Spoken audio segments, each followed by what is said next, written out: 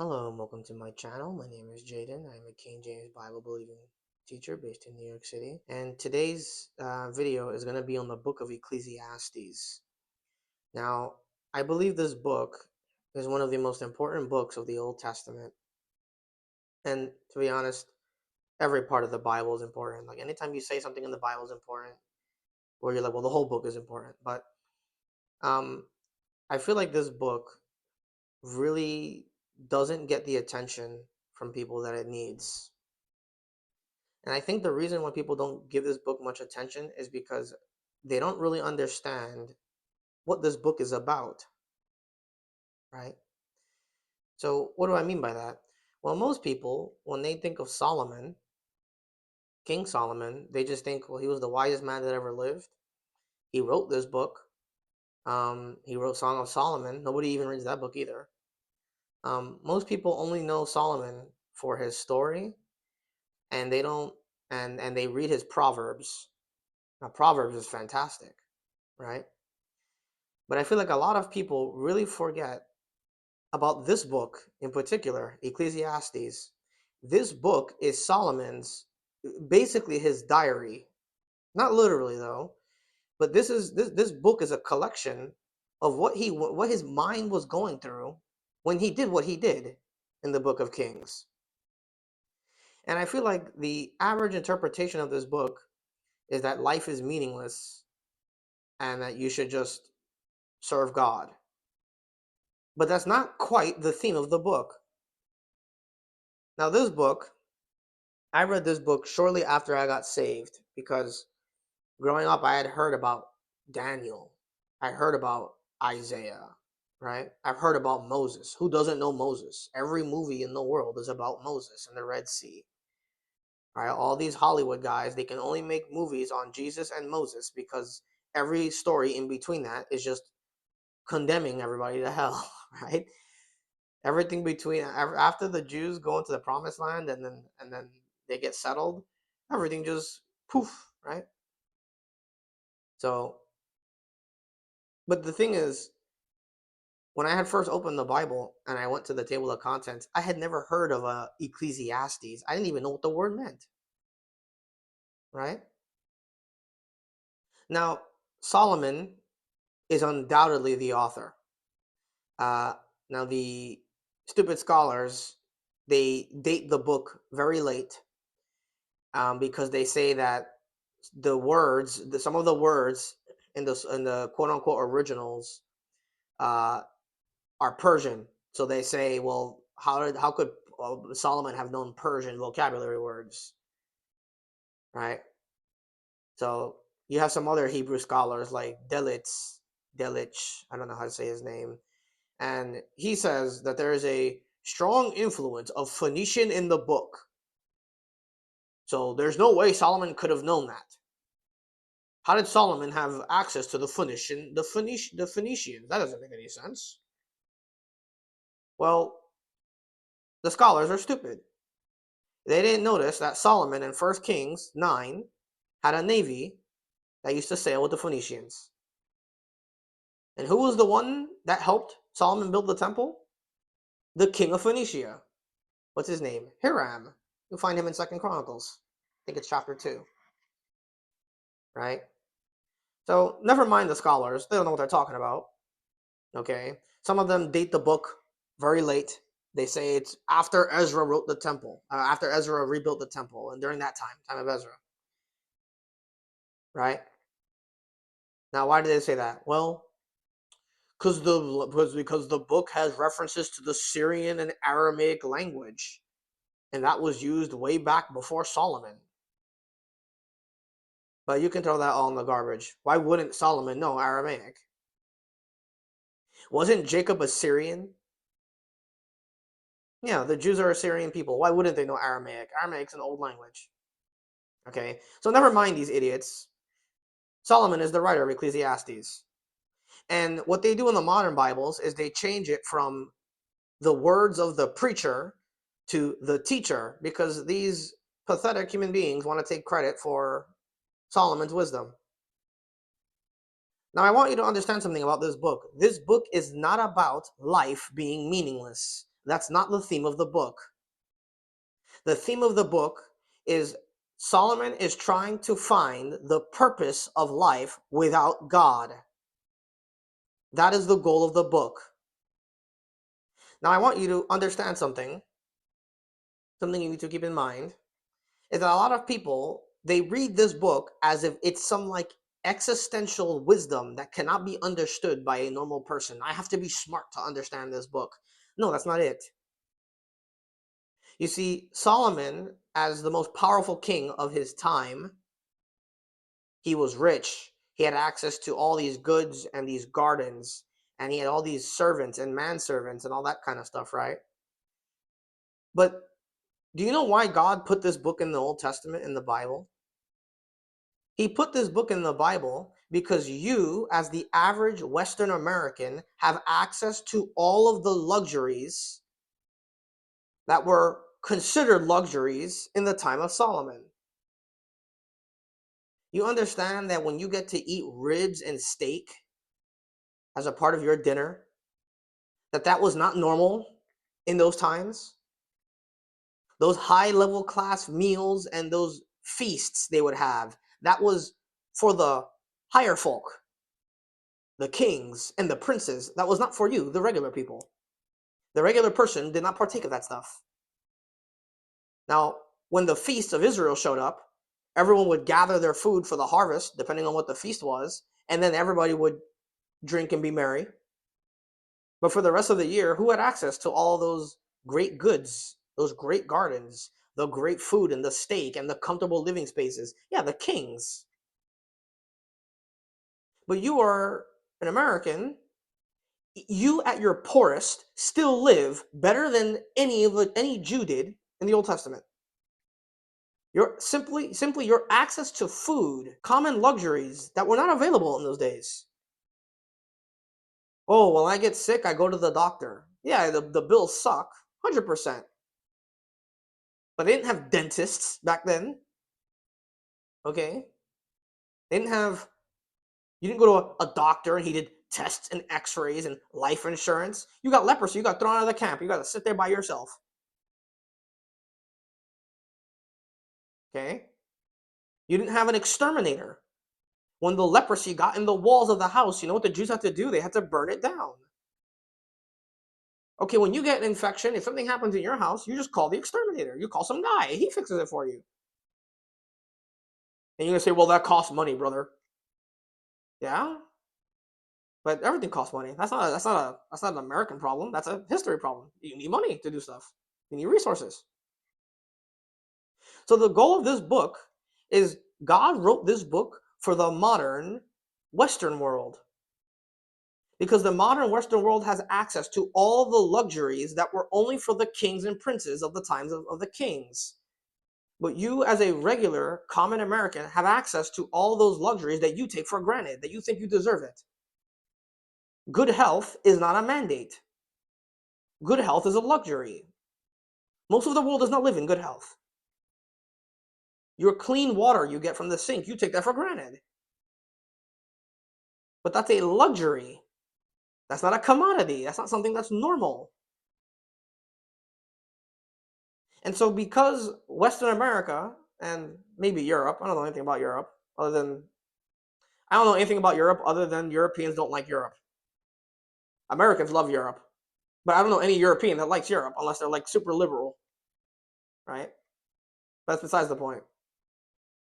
This book was written for us because you have access to so many common luxuries and you have access to freedoms that are not made available anywhere else in the world, that Americans are some of the hardest people to get saved because they're very religious, even the atheists. They are convinced they do not need God. And everyone in America is always claiming that they're searching for God, but they never find him. They never find him because they want a God who's going to put up with their nonsense. You understand? The God of the Bible is not like that. You know what I mean? So Americans are some of the most ungrateful and unthankful people. When people are always saying, well, what about someone that's never heard the gospel? God is going to give a lot more grace to some guy who lives in the middle of nowhere in like the less than 1% chance that he's never heard the gospel. But if you die in America because you were murdered or something bad happened to you or you had a disease, it is 100% your fault. You cannot blame the false religions and the doctrines and all that stuff. You say, wow, you're being really harsh. No, I'm not. This country has produced more King James Bibles than any country in the world in history, even more than Europe. And they're the ones who gave us the printing press. America has produced more missionaries and more Bibles and more tracts, and every lost person knows that about the King James Bible. They all know it. You can get into the arguments with them about the ESV and the NIV and all that stuff, but every lost person has heard of the King James Bible because it's in every store in this country. You can go to any dollar store and buy one. It's on the shelves everywhere. When God damns someone, he is not damning them by what they didn't know. He's damning them by their potential to have known. Americans have been reaping all the benefits of God blessing this country because of his book. And Americans like to walk around and act like because it's of their own efforts. No. This country was founded because the people who came to this country didn't want the Catholic Church being instituted. God bless that. The people who they would never dare name Jesus Christ in our Constitution, but all of our laws and the stuff that the founding fathers based off of was from the Bible, the King James Bible. Many of the early founding fathers, they were deists, but many of them were Baptists and Protestants with the King James Bible. God blessed this country for two reasons: our friendship with Israel and the King James Bible. That's the only two reasons. You understand? So this book, Ecclesiastes, this is for, I believe this book was written, it really hits home to the modern American. Now there's parts of this book that you're not going to understand, and you say, well, why? Well, you may understand it intellectually, but you won't understand it really. You really won't understand it unless you've been through it. There are three kinds of people that will understand this book. People who have any capacity for the type of wisdom that Solomon had, someone who's very old and they can look back in the past and see how much time they've wasted. And who's that third person? Unfortunately, my young generation. What's going on here? Well, let's look at the book, Ecclesiastes chapter 1. Let's go step by step. Now, so much can be said about this book. You can write like 100 sermons from just like one verse in this book. This book has, the wisdom in this book is profound. It says in verse 1, the words of the preacher, the son of David, king in Jerusalem. Vanity of vanities, saith the preacher, vanity of vanities, all is vanity. What does vanity mean? Vanity does not mean meaninglessness. Solomon is not saying that life is meaningless. He's saying it's vanity. Life is not meaningless because you get it from God. So by default, life has intrinsic value. Solomon is not saying in any part of this book that life is meaningless. That interpretation comes from the modern Bibles that change vanity to meaningless. He's not saying it's meaningless. Vanity means that something is a fruitless desire. It's something that you accomplish that is fruitless. It is vain. That no matter how much you do it, it's never enough. Now, something can have no fruit and be intrinsically so-called meaningless, but it can have meaning to somebody else. Your actions can have an effect and meaning to somebody else. But that's not what Solomon is talking about here. Solomon is talking about the core of the issue. So he says in verse 3, what profit hath a man taken of all his labor, see, under the sun? What is the purpose? What profit hath a man of all his labor? So you say, who's that talking to? Let's keep reading. Verse 4, one generation passeth away, another generation cometh, but the earth abideth forever.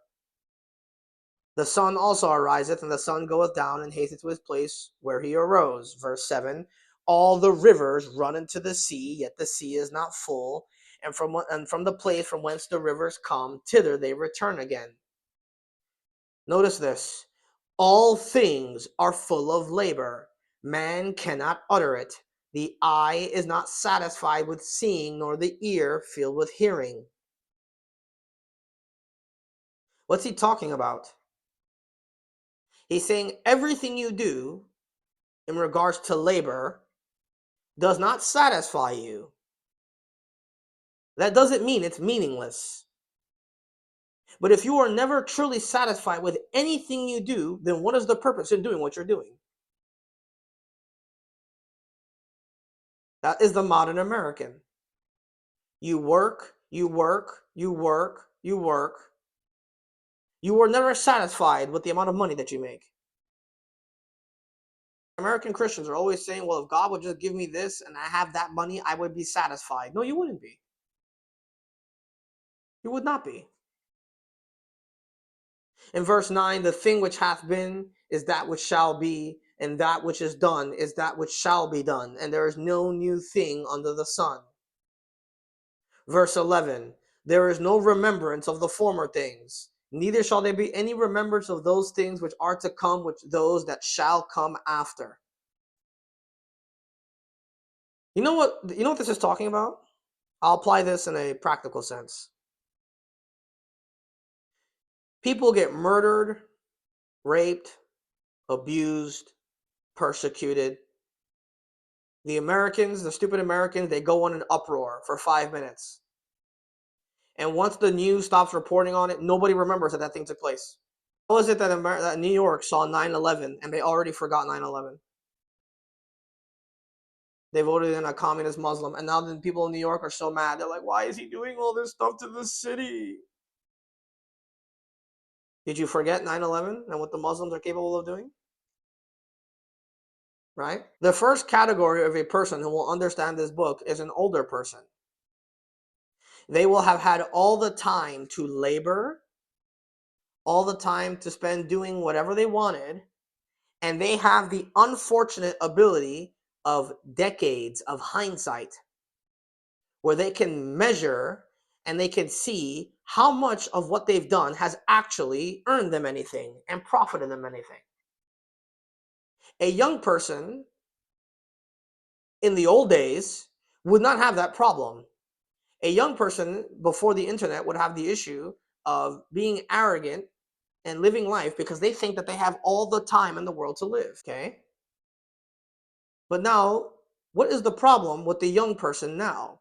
The young person now is living the life of a 60-year-old in under 20 years. The internet is allowing young men and young women to live life and have access and see stuff that people were not seeing in the old days. You understand what I'm getting at? A young person is constantly exposed to murder, to death, to violence, to sexual sin. They are allowed to live 3 times the life of a person who's actually lived that life. And a person will say, well, that young person hasn't been through anything, so what do you mean? He doesn't know what he's talking about. It doesn't matter that he's never been through it, because he's been through it vicariously. Everything that a young person experiences in my generation is vicarious. The older generation people cannot understand that. They cannot understand the nihilism that corrupts my generation. They can't understand it. I will be frank with you. I have lived 1,000 of your lives, hyperbolically speaking, because I've seen it all. I've never experienced life the way that an older person has. There are things in life that I haven't been through, but I've seen it all. There's nothing you can show me that I haven't seen or heard of online, because the internet is all I know. An older person cannot understand that, and they can't understand it because they didn't live in that world. The older person is stuck between the old world and this world, but you are still grounded in the old world. The internet is a after effect. But the young person's frame of reference on what the world is like is only the digital world. And you are so physiologically tied to the internet that if you try to distance yourself from the internet, especially if you live in a metropolis like I do, you simply can't do it. You can feel something in your body that refuses to distance itself from the phone. It's like an addiction. Now, I'm not addicted to the phone, but many of these kids are. Okay? And so what ends up happening is that if you are somebody who is always on the internet and you're always consuming information, you will never feel like you can catch up on anything. You always feel like you have to catch up and see what's the next new thing to feel like you're with the program. And so the internet starts to create all these pocket communities where you think you can make yourself a part of a movement and make yourself feel good about yourself and make yourself feel like you're a part of something. But it's all vanity. Nothing you do has any impact on anything in the world. You can go on the internet and participate in all these so-called movements and political events and anti-abortion and this, but it's all meaningless. It's all meaningless. It's all vanity. It's a fruitless endeavor. You may have pockets of success here or there with individual people in whatever you intend to do, but there's nothing you'll ever do that will ever have any effect on anything because you're not the one with the power. And the young person is exposed to the internet for 15 years and they come to understand that if they're honest with themselves. Now, for me, my problem is that I have a mind. I understand Solomon in a lot of ways. See, Solomon was given all that supernatural wisdom by God, but Solomon never experienced anything. See, he understood intellectually, supernaturally, all that wisdom God gave him. But he still wanted to see for himself whether those things were so. And so in verse 12, Solomon begins in Ecclesiastes 1. He says in verse 13, I gave my heart to seek and to search out by wisdom concerning all things that are done under heaven. This sore travail hath God given to the sons of man to be exercised therewith. Now, if you were living in the days of Solomon, only Solomon could be a man that could qualify himself to say something like this. He said, I gave out my heart to seek and search out all wisdom of the things done in heaven, under the earth, right? Only Solomon could ever qualify that. Now, I want you to understand something. Every single person that endeavors to go on the internet is doing exactly what Solomon did here. You say, how? Because you have access to all the wisdom and knowledge of the world at your fingertips, whenever you want, however you want, to whatever extent that you want. And you can search and find out any breath of any information on anything, no matter how evil it is, and you can find it. Now, I'm a person that constantly absorbs information. My mind does not shut off. It is constantly running at 100 miles an hour. I get no rest in the night. I get no chance. I get no reprieve. If I'm not constantly doing something, I will go crazy because my mind doesn't shut off. Now, I don't like to tell that to people because they think that I'm trying to tell them that because of that, I'm smarter than somebody else. People always get intimidated because they think that because I have a lot of knowledge that makes me better than them. But I don't like it. I don't like having a mind that's like that. It's more of a curse than a blessing. Because all my mind seeks to do is to analyze and consume information. And so growing up, I consumed everything there was to consume. I spent over 20 years of my life consuming knowledge. Because in verse 13, that's exactly what I was trying to do. And I wasn't doing it for evil, but it became evil. So verse 14, I have seen all the works that are done under the sun. That was me. I have seen everything there is to see. I had reached a point in my life after 20 years that I had known everything there was to know about the world. I didn't have to experience it. Somebody else did it for me. And I got to consume endless amounts of information about those things. And every time I would study somebody, I would see how they would crash and burn. And every time I would see that, I would go, well, what's the meaning in doing that? What is the meaning in doing anything if in the end you're going to destroy yourself? What is the purpose in doing anything if it's all meaningless and you die in the end? That's where my mind was at. Verse 16, I commune with mine own heart, saying, lo, I am come to great estate, and have gotten more wisdom than all they that have been before me in Jerusalem. My heart had great experience of wisdom and knowledge. And so what happens is that you start to search and seek out all this knowledge and wisdom. And once you get that knowledge and wisdom, positive knowledge and wisdom, what you start doing is your mind starts to say, well, you've seen all of that. What about all this evil stuff? Because that was Adam's sin. Adam wanted to find out evil by experience. So once Solomon gained all of that knowledge and wisdom by God, he decided, let me start messing with madness and folly. I have played games and seen movies and consumed media. I've seen people die hundreds of different ways. Hundreds of different ways. That is not normal, guys. It is not normal for you to see how many different ways people die. But many video games make a spectacle about how the developers can creatively kill off their characters. That is not normal, guys. That's why Ephesians says that people are past feeling. Americans have seen so much violence and death and destruction, they are jaded. Nothing moves them anymore because they're so used to seeing it. Oh, well, that place got bombed. Whatever. I gotta go to my job. That's not normal. Do you read about how the prophets weep for their people when they were slaughtered? Nobody weeps for anybody anymore. They don't weep for anybody or care for anybody or feel bad about destruction unless it happens to them.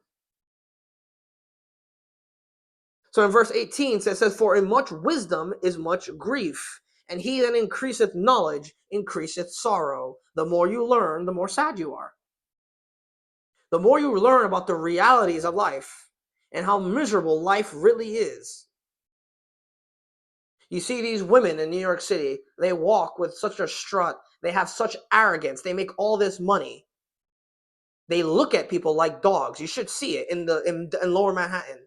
The men that walk around in the suits and they act like you're nothing to them. They look at you like dogs. They walk around in the suit. They have millions of dollars, these people. They work for these companies and whatever.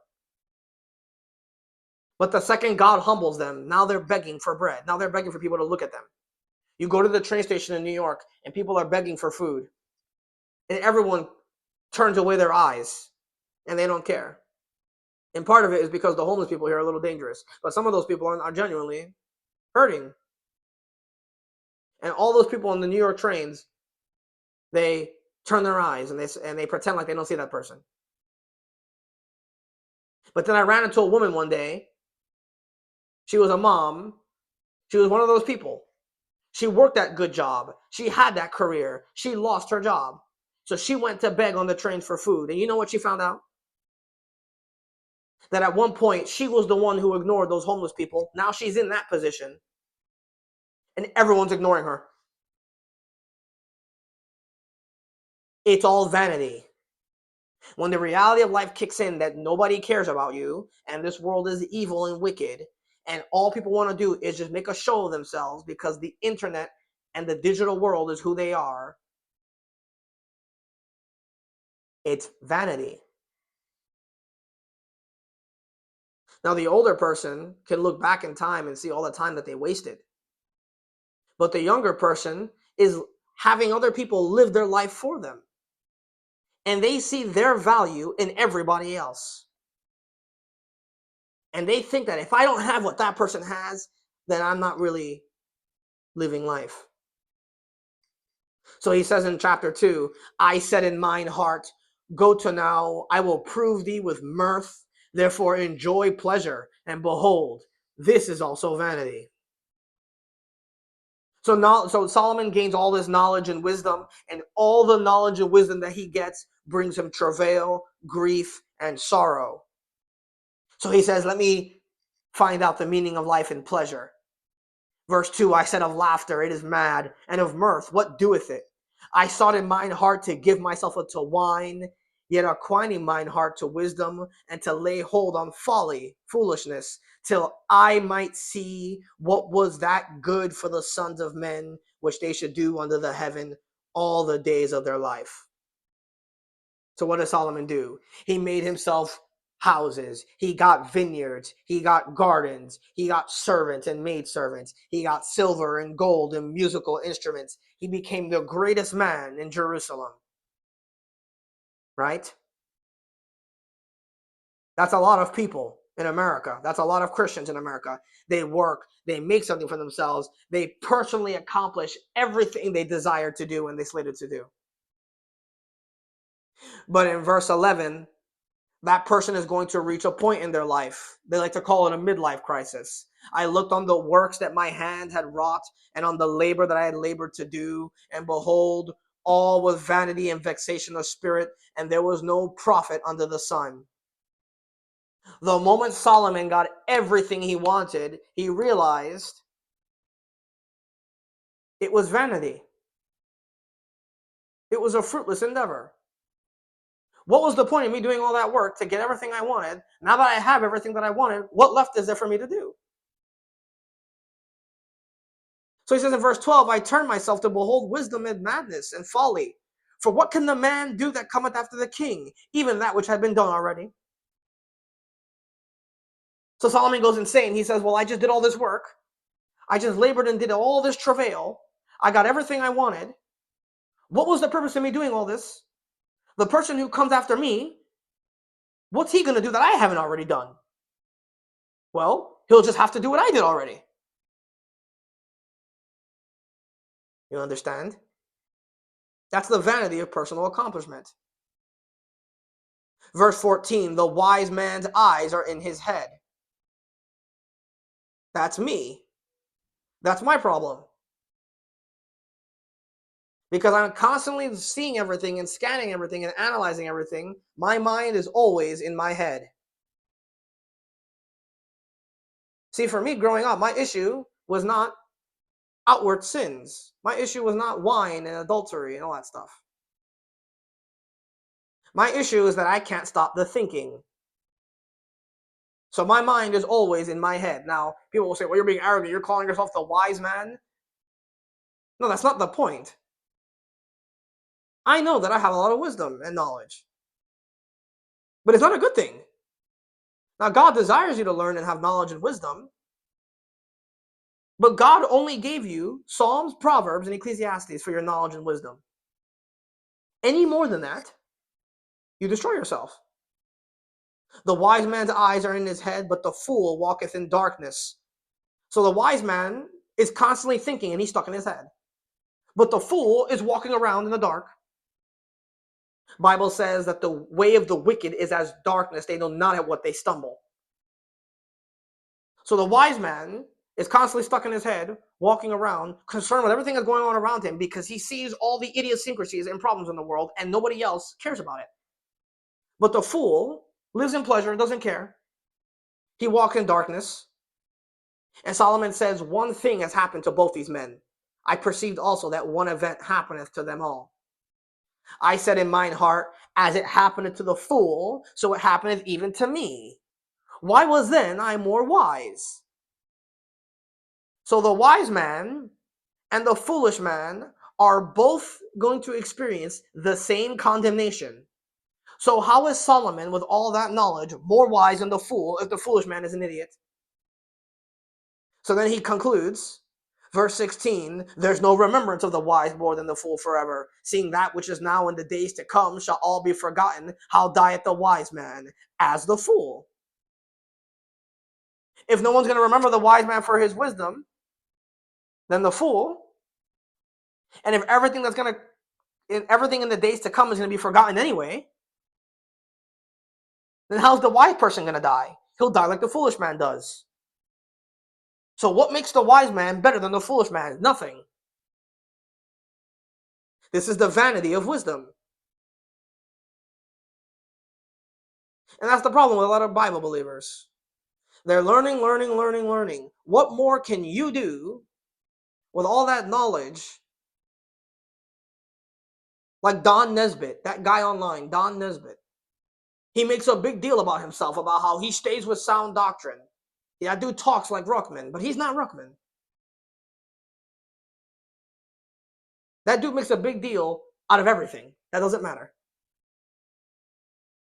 He's an arrogant fool. What is the purpose of all that Bible knowledge and all that learning and all that wisdom, and you don't apply it? When you die,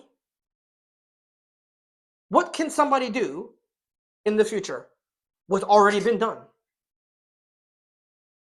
How dieth the wise man as the fool? You understand? These guys are all pretending they're trying to act like Ruckman and be like Dr. Ruckman. Y'all are not Dr. Ruckman. You can't talk like him and act like him. You were not bred from that time. You were not in the military. You didn't live the life that he lived. But these stupid idiots trying to act like Dr. Ruckman. And they're calling themselves KingJames-BibleBeliever. We're independent fundamentalist Baptists. And they have all that knowledge and wisdom, and they are frozen over, these people. They're cold. They make a big deal out of doctrines that don't matter. You were not smarter than Solomon, okay? So Solomon gets all this knowledge and wisdom in verse 17. He says, therefore I hated life. Why? He spent all that time working and learning and creating stuff for himself, only for him to realize, well, I'm just going to leave this to somebody else. And what's he going to do? Well, what I already did. So what was the point of me doing all that if he's going to do it, if the guy after me is going to do what I did anyway? Verse 18, yeah, I hated all my labor, which I had taken under the sun, because I should leave it unto the man that shall be after me. Who knoweth whether he shall be a wise man or a fool? Yet he shall have rule over my labor wherein I have labored. Dr. Ruckman labors for the Lord and creates all this Bible knowledge for people to learn from. Dr. Ruckman got a lot of stuff wrong, but he got most of the stuff that he got right. Now, Dr. Ruckman leaves all his stuff to the next guy. How does he know whoever he leaves it to is going to have the same heart, the same mentality, the same wisdom that he had? He doesn't know that. Right? And now look what happened. All of these guys learning from Dr. Ruckman, and they're all fools. They think because they went to PBI, they're like, these guys, they're like a big deal. These guys they're something. Oh, I went to PBI, I went to school. I learned from the great men of God. I learned from Sam Gippin, Dr. Yeah, but who cares? You learn from all these guys. You have all their knowledge, but you don't have any of their character. Now, what ends up happening is you learn the Bible, you disciple somebody else. How do you know he'll have the same character and mentality that you have concerning the Bible? You have no idea. It's all vanity. God's desire is for you to learn knowledge, but that's for you to apply it, not for you to collect it and be like a Gnostic Greek sitting in your room talking about, no one knows the Bible like I do. You understand? Verse 20, there I went about to cause my heart to despair of all the labor which I took under the sun. For there is a man whose labor is in wisdom, in knowledge, and in equity. Yet to a man that he hath not labored therein, he shall leave it for his portion. He's saying there's a person who's labored in wisdom and in knowledge, equity, having just judgment. There's somebody who's labored in all those things, and yet he's going to leave it to someone who hasn't labored. Let me give you an example. Bob Jones Sr. You may not agree with him doctrinally on some stuff, but he was a man's man. He labored. He created his university. He was a real man's man evangelist. That man was Dr. Ruckman's mentor. Now, Bob Jones Sr. leaves all the knowledge and wisdom and equity and everything he built to his son, Bob Jones III. And Bob Jones III is an apostate.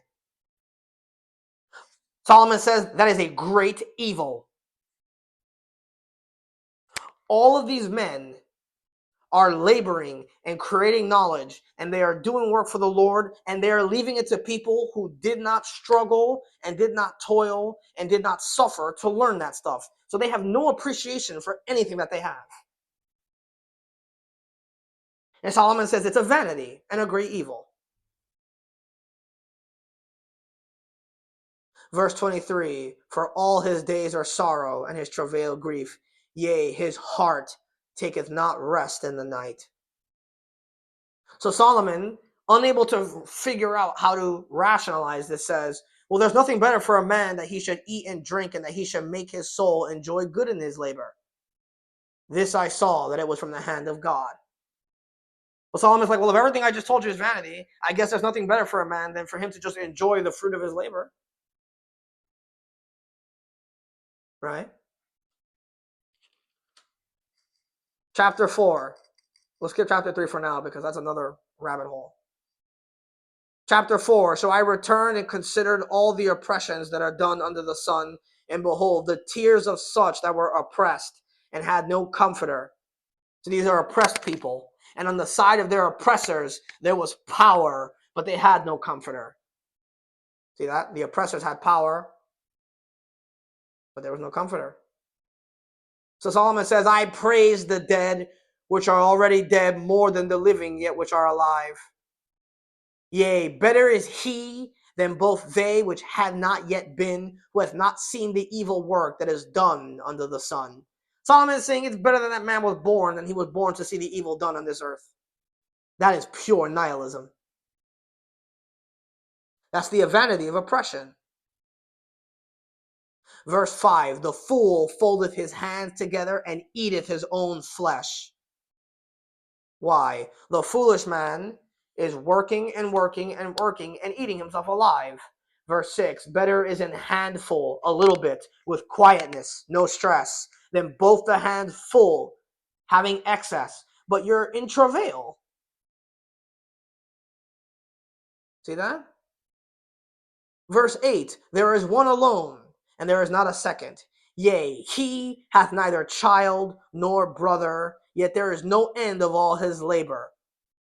Here's a man who has no one to talk to, no one to be with. There's no end of his labor. He says, neither is his eye satisfied with riches. This man is never satisfied with anything that he does. And neither saith he, for whom do I labor and bereave my soul of good? Here's a man who works. He has no one to be with. He has no brother. He has no one to take care of. And the man never stops and asks himself, why am I working this hard for everything that I have? This is America. This is American Christians working, and they never stop to ask themselves, what am I working all this for? What am I doing all this for? Verse 13, better is the poor and a wise child than an old and foolish king who will no more be admonished. You understand?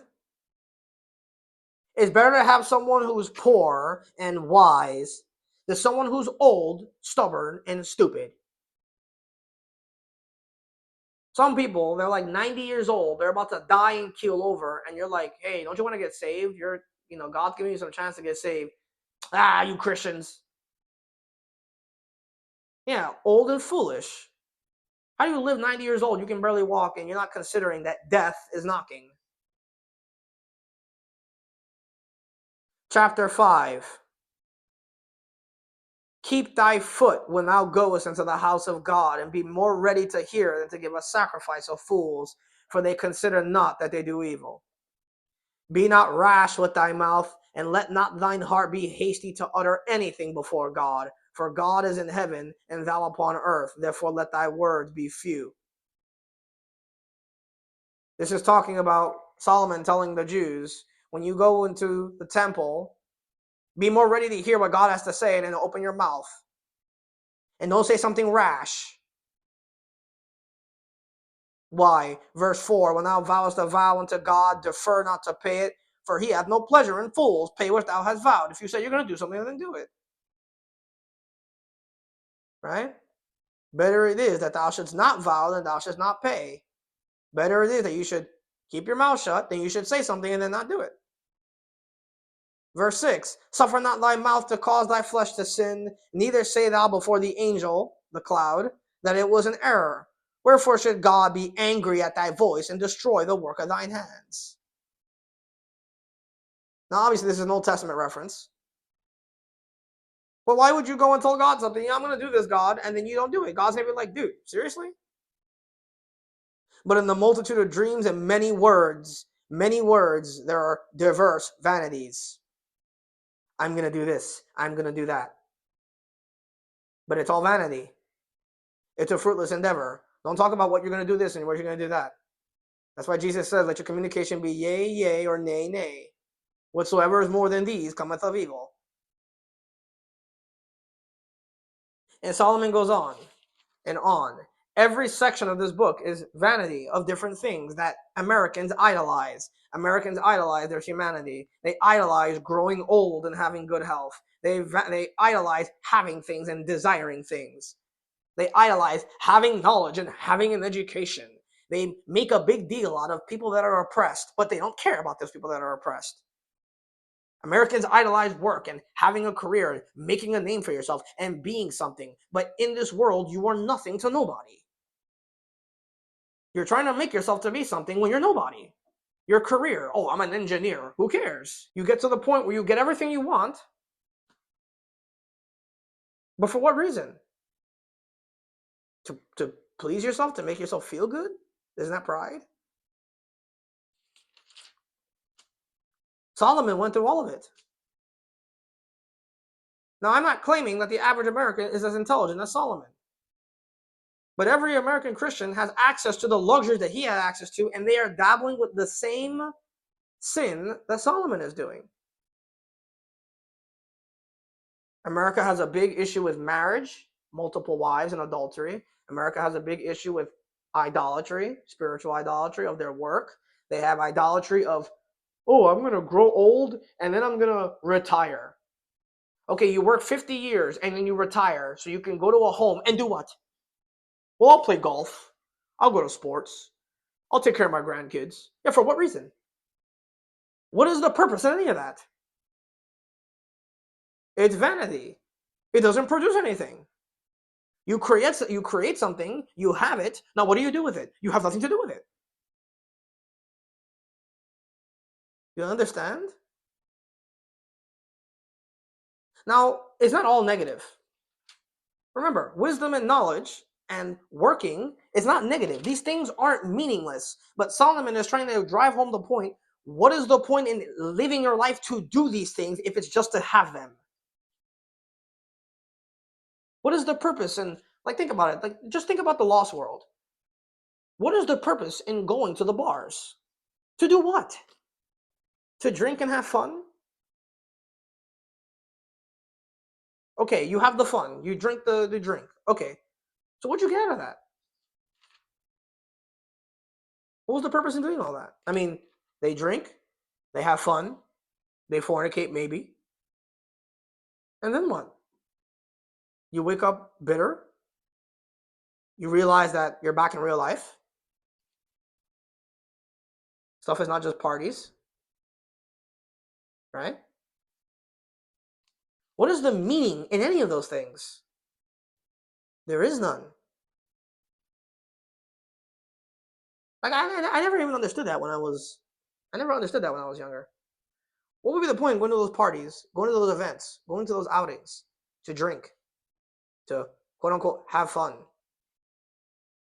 What are you accomplishing by doing that? Some of these guys, they go to school and be educated. I'm gonna get an education. I'm gonna be real smart and become a professor. To do what? To teach other people knowledge? How do you know those people will do with the knowledge that you did with it? You don't. It's all vanity.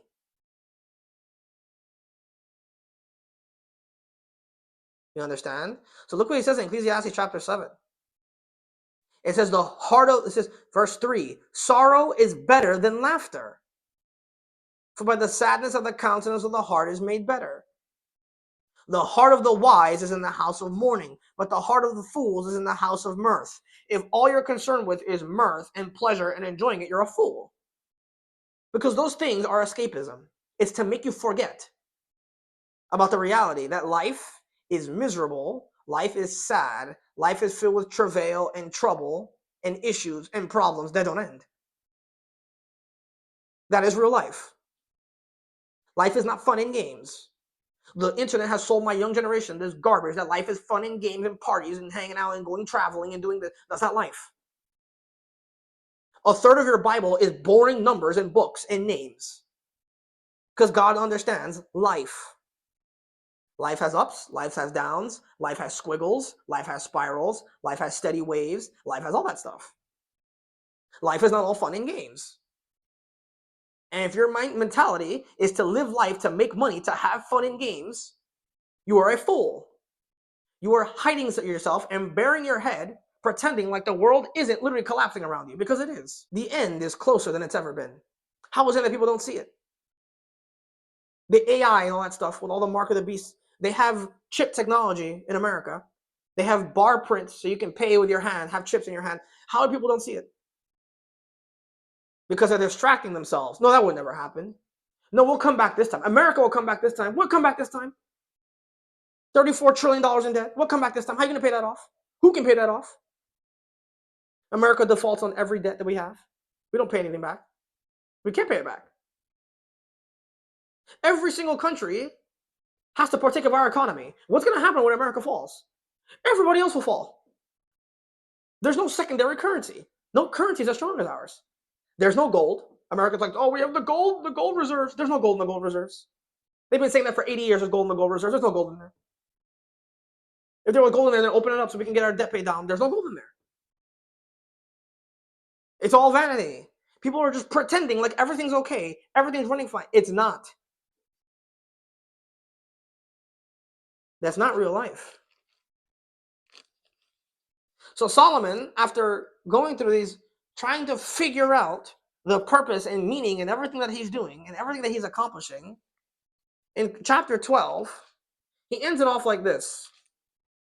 He says, in the day when the keepers of the house shall tremble, and strong men shall bow themselves because they're weak, and the grinders cease because they are few, and those that look out of the windows be darkened because they're losing their eyesight, and the doors be shut in the streets, when the sound of the grinding is low, he shall rise up at the voice of the bird, and the daughters of music shall be brought low. Verse 7, then shall the dust return to the earth as it was, and the spirit shall return unto God who gave it.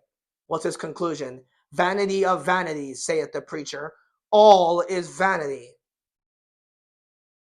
He ends up by saying, verse 12, and further by these, my son, be admonished, of making many books, there is no end. Much study is weariness of the flesh. Let us hear the conclusion of the whole matter. What does Solomon conclude after having experienced everything there is to experience and having all of his supernatural wisdom?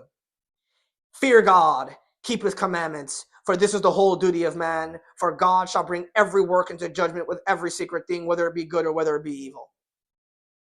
His conclusion is, fear God and do what he says, because God's going to judge you someday. Now, that's true for the Christian. You don't get saved by keeping God's commandments. But the purpose in your life is to glorify God. You have a mission to teach the Bible if you're called to teach it, but in general, to win souls, to minister to people, to do stuff for Christ, to help other people.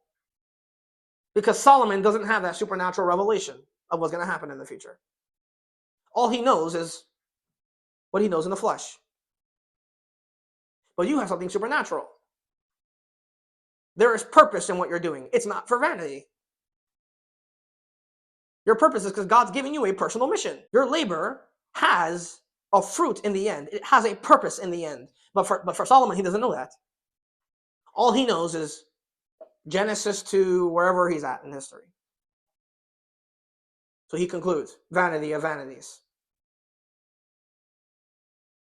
All the money that you're making, all the knowledge that you're learning, all the stuff that you're doing, if you're doing it for yourself, to make something for yourself, it is vanity. If you're just studying the Bible and learning the Bible to have all this knowledge, to make yourself feel good about yourself, like these guys online do, it is vanity. The purpose of knowledge is to spread knowledge, to teach people, to help the hearts of the simple. What's the point in having all that Bible knowledge and you just keep it to yourself and saying, those people don't know Bible like I do, then why don't you teach them? Because these guys are cowards. They don't know the Bible. Everything they know about the Bible is because someone else taught them. They don't know about the Bible. They can only preach other messages that other men have preached because they have nothing to apply. These men have not lived life. They can't minister and counsel you on anything because they don't know the Bible. Solomon did a lot of wickedness, but he knew life. And life has real problems with real people and real consequences. And Americans just pretend like those things don't matter. Those things aren't the case because they live in a bubble. You should go on a missionary trip and see how people live in foreign countries. Even go to Japan. Go to Asia.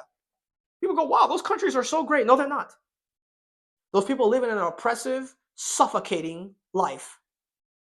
And you just see the flashing lights and you don't really see what's going on behind closed doors. But I know what's going on. I've been there. This book is not trying to tell you that life is meaningless. Because obviously the things you do have meaning. They affect other people. But as it pertains to you, personally, the things you're doing, if it's just for yourself, it's a vain pursuit. You have to have someone to do something for your life to have meaning. And that person has to be eternal. Because what you're doing needs to have eternal fruit. If you're doing something for yourself, that fruit reaps death. That's why people go to hell. The fruit that they're producing is the fruit of death. But you as a Christian have fruit that will have effects for eternity. You're going to go up in heaven one day and you're going to see the people that you had an effect on. And you're going to remember that for eternity. But if you're just sitting down here working to have money and enjoy life down here, that will not have eternal fruit. This book is to teach you that everything that you're doing, if it's simply for yourself, just to enjoy life, just for the sake of it, you're on the wrong track, man. You're on the wrong track, man. You do things for other people as a Christian because you want to better them. But at the end of the day, you need to do things for Jesus Christ. He's a person. You're doing something for a living person. People forget, some of these guys, they know so much Bible that when they come to the Bible, they're looking for just the knowledge. And you should learn the Bible for knowledge. But you need to come to the book looking for God. So many people, I saw a video of a guy that was complaining that he prayed to God for 60 years and God never answered his prayers. That's a lie. He's looking for things. He's not looking for God. This book is meant to teach you that. Stop looking for things and start looking for who God is and Him. He's a personal savior, man, right? This book is meant to teach you the vanity of selfish living, dedicating yourself to pleasure, making yourself something, having all that money and optimism. Vanity of vanities, saith the preacher. So I'll close it out on there. Grace be to you all.